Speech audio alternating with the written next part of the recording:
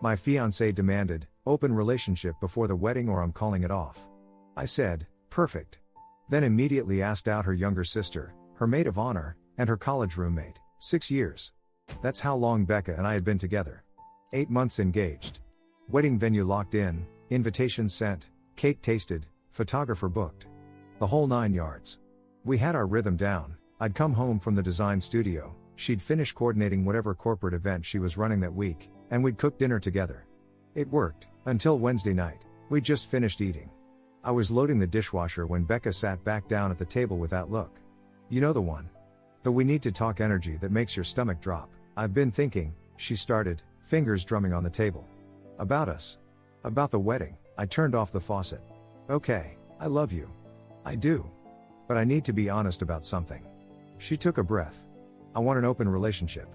Before we get married. I dried my hands slowly, buying time to process. An open relationship, yes. I need to explore. Make sure I'm not missing out on anything before we commit forever. Her voice had this rehearsed quality, like she'd practiced this speech. I think it would be healthy for both of us, and if I don't agree, she met my eyes. Then I don't think we should get married. I can't commit to forever if I have doubts. There it was.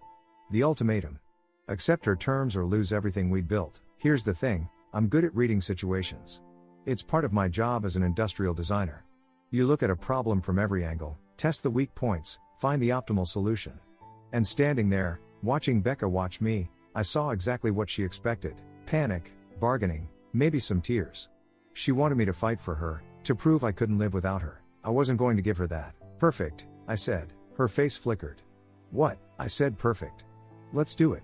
Open relationship. Starting now. She blinked. You're serious? You want open, we're open. That's what you're asking for, right? I leaned against the counter, arms crossed. We're both free to see other people. No restrictions. Yeah, but, she was stammering now, which wasn't like her. Becca always had her words ready. I thought we'd, talk about it more. Set boundaries. You just gave me the boundary. Open or no wedding. I'm choosing open. I kept my voice level, almost bored. What else is there to discuss? It's just. She trailed off, looking genuinely thrown. Are you doing this to punish me? I'm doing this because you said it's what you need. I'm respecting that. I grabbed my water glass from the counter. We're both adults. We can handle this. She sat there, mouth slightly open, like I'd just spoken a language she didn't understand. I could see her trying to recalibrate, to figure out where her script had gone wrong. So we're really doing this? She finally asked. You wanted it. You got it. Okay. Her voice was small. Okay. I finished my water and headed toward the bedroom. I'm going to get some work done. Night. Wait, that's it? You're just fine with this? I turned back. Becca, you said you need this to be sure about us. I'm giving you that. What did you expect? She didn't have an answer. I went to the bedroom, closed the door, and sat on the bed. My heart was pounding, but my head was clear. Because here's what Becca didn't know. Over the years, she'd mentioned, casually, jealously, strategically, every woman who'd ever shown interest in me. Her younger sister Jade, who I'd always gotten along with. Her maid of honor Wren, who Becca once accused of flirting with me at a dinner party. Her old college roommate Hazel, who Becca claimed always liked you more than she liked me. Becca had cataloged them all, probably thinking she was marking territory, keeping tabs. But she'd just given me a list, and now she'd given me permission. I didn't go to sleep that night. I went to my phone and started typing messages. If Becca wanted open, I was going to show her exactly what that meant. I kept the messages simple. Direct. To Jade, hey, Becca and I decided to open things up before the wedding. Wanna grab coffee Friday? Just the two of us. To Wren, quick question, you free for dinner Saturday? Becca and I are exploring an open arrangement. Would love to catch up. To Hazel, haven't seen you in forever. Drink Sunday? Things with Becca have gotten interesting. I hit send on all three and put my phone face down. It was past midnight. Becca was still in the living room. I could hear her moving around, probably texting someone about what just happened. I didn't care. I woke up to 3 notifications. Jade, coffee sounds great. I'm free after 2. Starbucks on Maple? Wren, Saturday works. Are you okay? This seems sudden. Hazel, finally. Been waiting for you to wake up. Sunday at 7, Morrison's Bar. I stared at Hazel's message. Finally? I scrolled up to Jade's response, enthusiastic, immediate. Then Wren's, cautious but curious. All three had said yes within hours. A follow-up text from Jade came through. Can I be honest? I've kind of had a thing for you for a while now.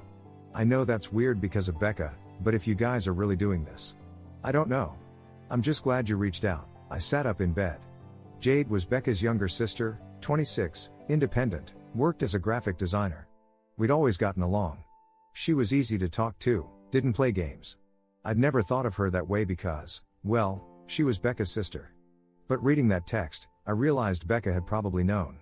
She'd mentioned once, offhand, that Jade asks about you too much. I'd brushed it off. Now it made sense. I texted back, not weird. Let's just talk Friday. No pressure. Her reply was instant. Perfect. See you then. By Thursday morning, Becca and I had barely spoken. She'd slept in the guest room. I made coffee, got ready for work, and left before she woke up.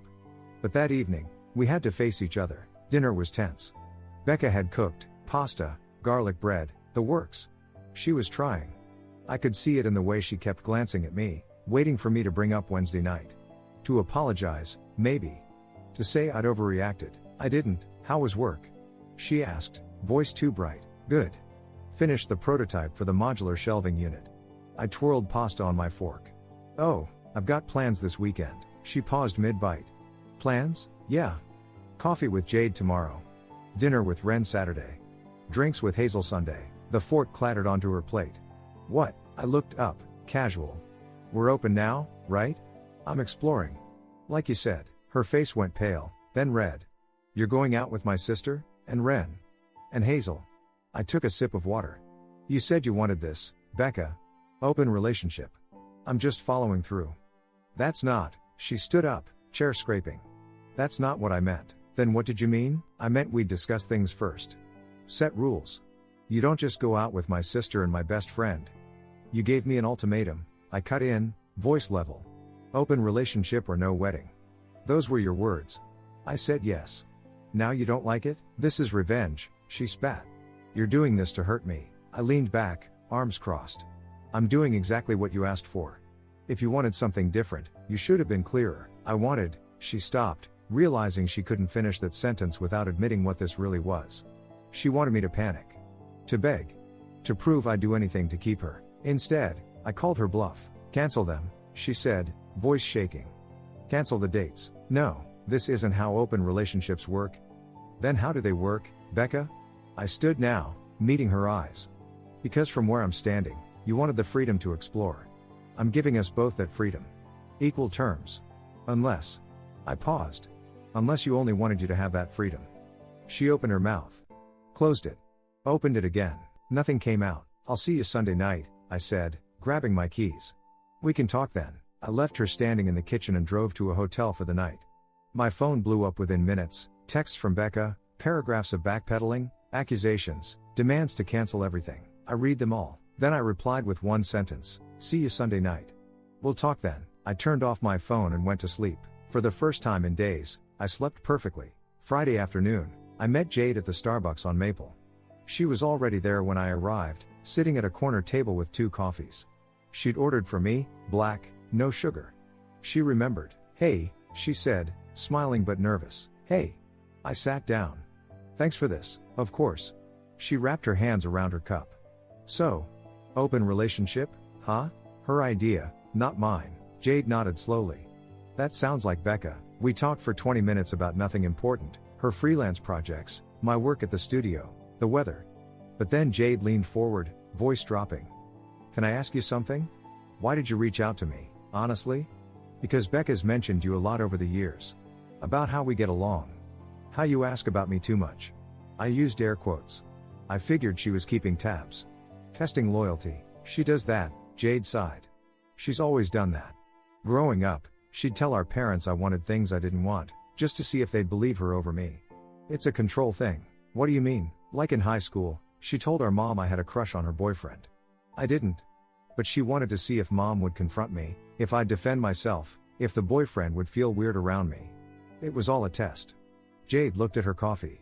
She does it with everyone. Creates situations to see how people react. To see if they'll choose her. I sat back. She gave me an ultimatum. Open relationship or no wedding. And you said yes. Jade smiled. That's why she's losing it. She didn't expect you to actually agree. You think this was a test? I know it was. Jade met my eyes. She wanted you to fight for her. Prove you couldn't stand the thought of her with someone else. Instead, you called her bluff. We talked for 2 hours. When we left, Jade hugged me goodbye. You deserve better than her games, she whispered. Always have. Saturday, Ren met me at a quiet Italian place downtown.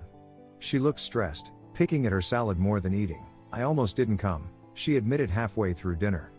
Why did you? Because I've been watching Becca treat you like a puppet for 6 years, and I'm tired of pretending I don't see it. That caught me off guard. You're her maid of honor. I know. She set down her fork. She asked me months ago. I said yes because we've been friends since college. But honestly, I've been dreading this wedding. Why? Ren looked at me like she was deciding how much to say. Because she told me about the open relationship idea 3 weeks ago. She was excited about it. She said it would be good for you to see her with other people. That you'd realize how lucky you were. My jaw tightened. She planned this. She tests people up. Always has. In college, she'd break up with guys just to see if they'd beg her to come back. She'd flirt with their friends to see if they'd get jealous.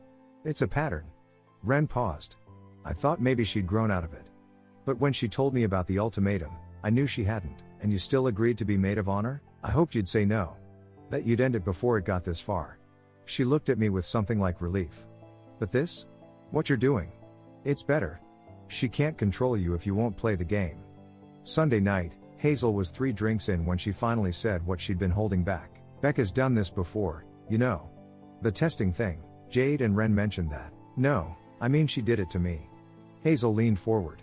Sophomore year, I started dating this guy. Becca told him I'd cheated on my ex, total lie. She wanted to see if he'd believe her or ask me first. He broke up with me without even talking to me about it. Jesus, she apologized later. Said she was just trying to protect him because my ex was supposedly abusive. Also a lie. But by then it didn't matter. Hazel drained her glass. She needs to feel powerful. Like she's the center of everything. And when someone doesn't react the way she wants, she loses it. She's losing it now. Good. About damn time someone showed her she's not untouchable. We talked until closing. When I walked Hazel to her car, she stopped and looked at me. You're not going through with the wedding, are you? No, she smiled. Thank God. I drove home around midnight, mind racing. 3 different women, 3 different stories, same pattern. Becca manipulated people to feel in control. The open relationship wasn't about freedom. It was about power. My phone rang. I'd turned it back on an hour ago. 17 missed calls from Becca, 4 from her mom. Now it was her dad calling. I stared at the screen as it rang. Then I answered. We need to talk, he said. Tomorrow morning. My house. About what you're doing to my daughter. He hung up before I could respond. I pulled into my apartment complex and sat in the car, engine off. This was about to get messy. Good. I didn't go to their house. Monday morning, I woke up in my own bed and made coffee. If Becca's dad wanted to talk, he could call me back.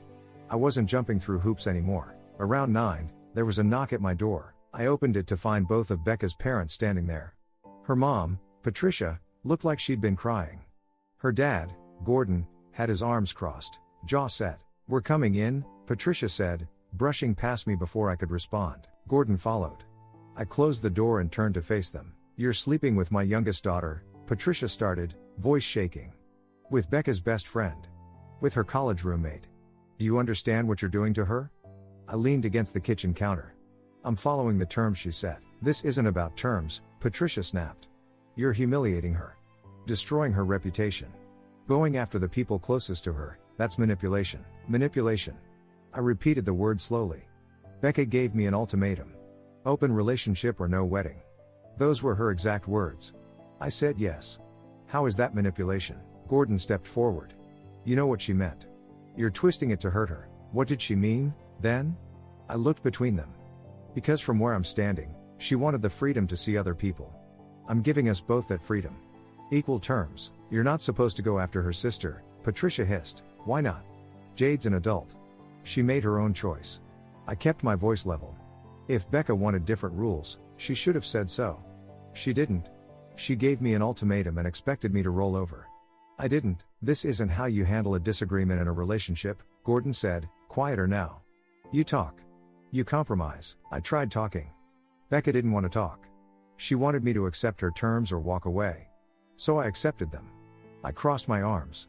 Did she tell you why she wanted an open relationship? They both went silent. She wanted to explore. Make sure she wasn't missing out before committing forever. Those were her words. I paused. Did she mention she'd been planning this for weeks? That she told Ren about it 3 weeks ago? Patricia's face flickered. What? Asked Ren. Becca told her she wanted to see me with other people. That it would be good for me. That I'd realize how lucky I was to have her. I let that sink in. This wasn't spontaneous. She planned it. She wanted me to panic, to beg, to prove I couldn't live without her. It was a test. That's not, Patricia started. It is, I cut her off. And it's not the first time. Jade told me about the control games growing up. How Becca would manipulate situations to see how people reacted. Ren told me Becca's been doing this since college, testing boyfriends, creating drama to measure loyalty. Hazel told me Becca lied to break up her relationship sophomore year just to see if it would work. Gordon's face went pale. He knew. I could see it. My daughter is not. Patricia tried again. The door opened behind us. Jade walked in, keys in hand. She must have used the spare I'd given her years ago for emergencies. She looked at her parents, then at me. Are you serious right now? Jade's voice was ice.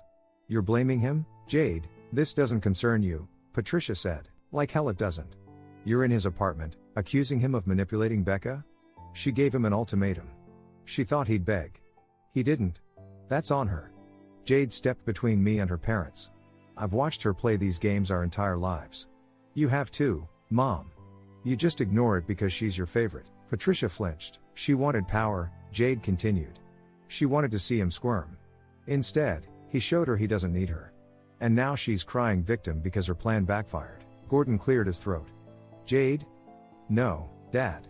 I'm done watching this family enable her. Jade looked at me.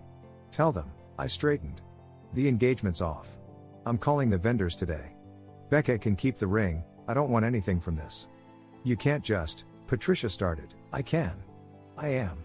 I walked to the door and opened it. This conversation is over. Gordon moved toward the door, then stopped. He looked at me, something like regret in his eyes. You're right, he said quietly. I'm sorry. Patricia stared at him, shocked.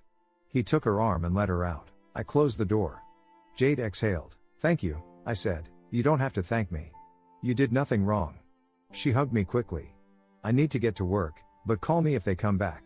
After she left, I sat on the couch and pulled out my phone. A text from Ren. I'm stepping down as maid of honor. I can't support this anymore. You deserve better. I told Becca this morning. She's not taking it well. I smiled. The dominoes were falling. Tuesday morning, I started making calls. First, the venue. A historic estate outside the city, booked for October. The woman on the phone sounded sympathetic when I explained the wedding was off. We can refund half the deposit if you cancel more than 60 days out, she said. We're at 72 days. Do it. Next was the caterer, then the photographer, then the florist. Most were understanding. A few deposits were gone, paid in full, non-refundable. I didn't care. The money was worth my freedom. By noon, my phone started ringing. Becca. I declined. She called again. And again. Texts started flooding in. Becca, what are you doing? The venue just called me. Becca, you can't just cancel everything without talking to me. Becca, this is my wedding too. Becca, please just answer the phone. We can fix this. Becca, you're being cruel. I blocked her number. Within an hour, mutual friends started reaching out. Carefully worded texts, fishing for information. Hey, heard some things about you and Becca, everything okay? I kept my responses short. She wanted an open relationship. I agreed. She changed her mind. It didn't work out, but Becca was spinning a different story. By Tuesday evening, I was hearing through the grapevine that she was telling people I'd cheated. That I'd gone behind her back with her sister, her best friend, her roommate. That I'd betrayed her trust and destroyed the relationship. I didn't dignify it with a response. I didn't need to, because Jade, Ren, and Hazel were already setting the record straight. Wednesday afternoon, our main friend group chat lit up.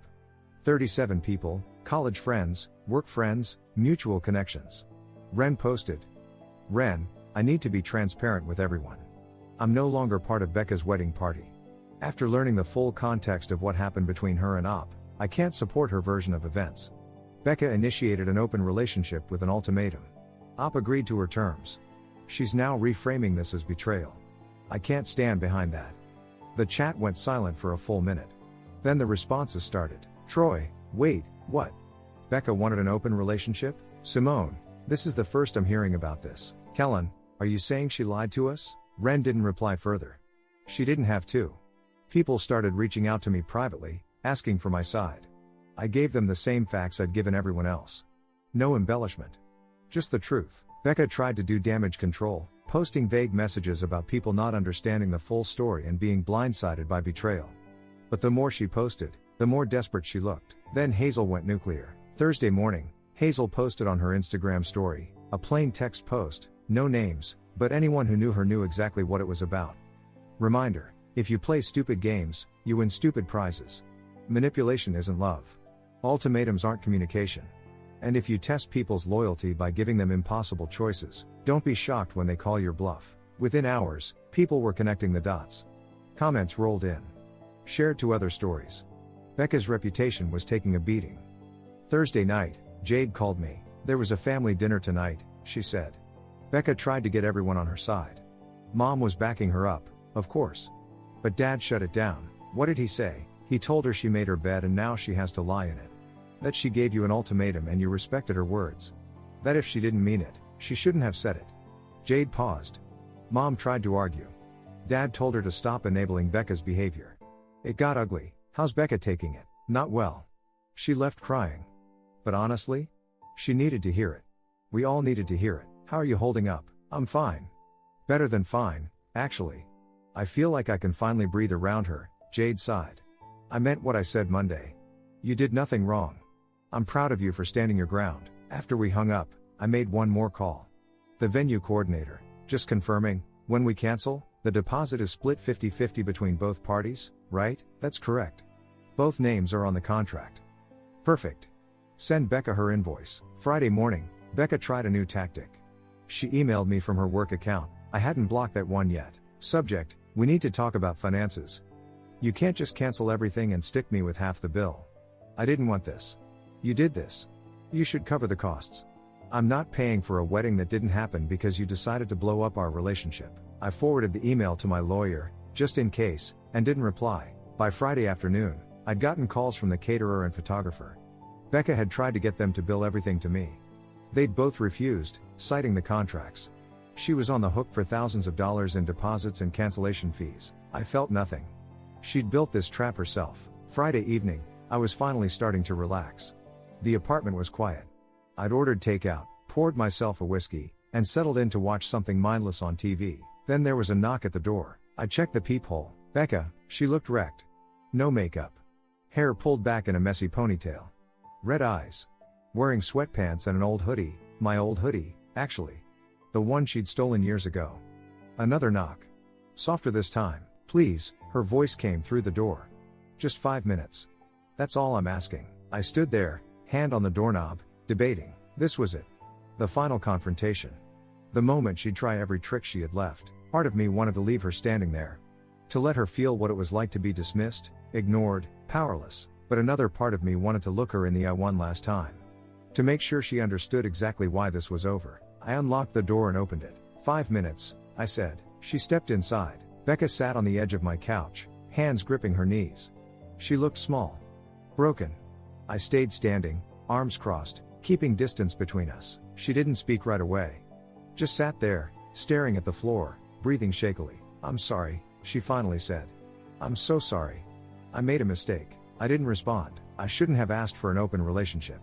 I wasn't thinking clearly. I panicked about the wedding and I said something stupid. Her voice cracked. But we can fix this. We can go to counseling. We can rebuild. No. She looked up. Please. Just listen. I am listening. You're apologizing for asking for an open relationship. But that's not the problem, Becca. Then what is? I moved to the chair across from her, sat down, leaned forward. You didn't make a mistake. You made a choice. You wanted to test me. You wanted to see if I'd panic, if I'd beg, if I'd prove I couldn't live without you. That's what this was about. That's not. Yes, it is. My voice stayed level. I talked to Jade. To Ren. To Hazel. They all told me the same thing. You've done this your whole life, created situations to see how people react. To measure their loyalty. To feel powerful. Becca's face crumbled. They don't know what they're talking about. Jade told me about high school. How you'd lie to your parents to test if they believe you over her. Ren told me you planned this 3 weeks ago. That you were excited about it. That you told her it would be good for me to see you with other people. I paused. Hazel told me you sabotaged her relationship in college just to see if you could. That was different. It's the same pattern, Becca. You manipulate situations to stay in control. And when I didn't react the way you wanted, when I called your bluff, your whole plan fell apart. She was crying now, hands covering her face. I didn't want to lose you. Then why did you give me an ultimatum? Because I needed to know you'd fight for me. The words burst out of her, raw and desperate. I needed to know you'd do anything to keep me. That you'd? That I'd what? Beg? Prove I was nothing without you? I shook my head. That's not love, Becca. That's control. She sobbed into her hands. I waited. Finally, she looked up, mascara running down her cheeks. Did you sleep with them? No. Her eyes widened. What? I didn't sleep with anyone. The coffee with Jade was just coffee. Dinner with Ren was just dinner. Drinks with Hazel were just drinks. I leaned back. I didn't need to. The point wasn't revenge. The point was showing you that your manipulation doesn't work on me. But you went out with them. Because you gave me permission. You wanted an open relationship. I took you at your word. I stood up. You wanted me to panic. I didn't. You wanted me to beg. I didn't. You wanted me to prove I needed you more than you needed me. I didn't. And that's why you lost. Becca sat there, frozen, processing what I'd just said. I loved you, I continued. For 6 years, I loved you. But love isn't supposed to feel like a test. It's not supposed to feel like I'm constantly proving myself. You didn't want a partner, Becca. You wanted someone you could control. She stood up slowly, wiping her face with her sleeve, my sleeve. So that's it? We're just done? We've been done since you gave me that ultimatum. She looked at me for a long moment, searching for something, maybe a crack in my resolve, maybe a sign I'd change my mind. She didn't find it. Without another word, she walked to the door. She paused, hand on the knob, and looked back one last time. I really did love you, she whispered. I know. But not enough to respect me. She left. I locked the door behind her and stood there for a moment, listening to her footsteps fade down the hallway. It was over. 3 months later, I'm doing fine. Better than fine, actually. Work's going well. That modular shelving design I was working on got picked up by a major retailer. I reconnected with old friends I'd lost touch with during the relationship. Started running again. My apartment feels like mine now, not ours. Jade and I still grab coffee sometimes. Just as friends. She's dating someone new, a guy who actually deserves her. We're good. Ren apologized for not seeing Becca's pattern sooner. We meet up occasionally. She's a good person who was caught in a bad situation. No hard feelings. Hazel still sends me memes. Good ones. As for Becca, I hear things through mutual friends. She's single. Struggling. Some people cut her off after the truth came out. Her relationship with her parents is strained. Jade barely talks to her anymore. She tried reaching out once more, about a month ago. Long email. Apologies, explanations, promises to change. I deleted it without reading past the first paragraph. I don't need closure from her. I already have it. People told me relationships are about compromise. They're right. But compromise isn't letting someone weaponize your love against you. Compromise isn't proving yourself over and over while they hold all the cards. Becca wanted to see if I'd fight for her. I refused to fight for someone who didn't respect me. She gave me exactly what she asked for, and she hated it. That told me everything I needed to know. I don't regret how I handled it. I regret not seeing who she really was sooner, but better late than never. I'm free now, and I'm never looking back. Thank you so much for watching until the end. If you really like our videos, please don't forget to like, share, and subscribe. Have a great day.